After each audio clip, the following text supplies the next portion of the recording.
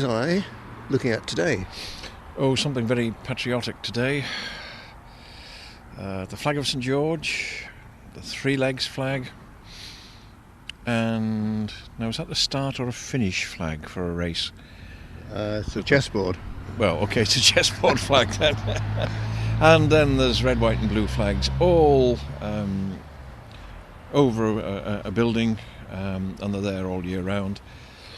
And that, I don't suppose, tells people the slightest where we are, really, does it? No, because people pass this in cars at a frantic speed along here, though they're supposed to be at maximum 30, and the people who go in and out are more intent on what they do inside. Well, must be a church. No, it's a pub. And we come back to South Quay, and we're looking at the Trafalgar Public House, is what it says above the door. Well, this is very appropriate in the 200th anniversary year of the battle, isn't it? It is. We've made it before the end of the year, 2005. Right, actually, I was reading 1905 newspaper today, as it happens. And did they come late in Onken? Well, yes, but guess what they did in 1905? Here or generally? Generally, in the Isle of Man. Oh.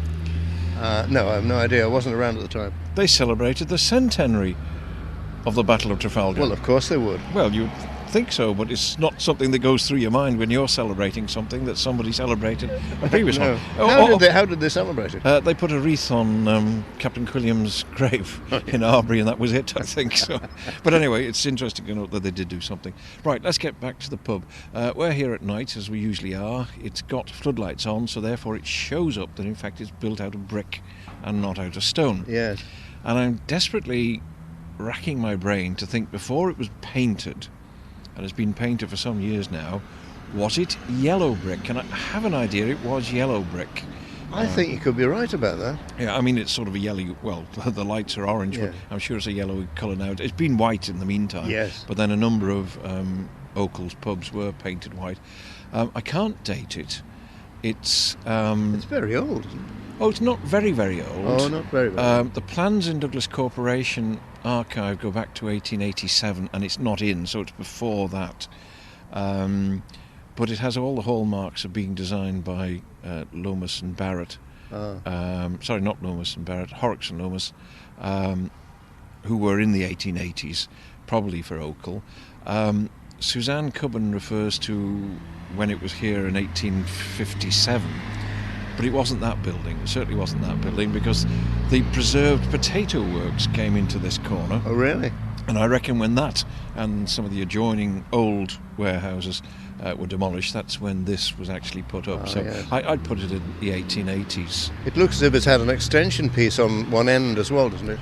Yes, I'm almost inclined to say that the piece on one end has been a separate building which has been taken into it, because the floor levels are different. Now, if they were extending, they would obviously carry through at the same floor level. It's almost an independent building, but that too has got a projecting bay window. We've not mentioned here that at first floor level there are 2 projecting bays.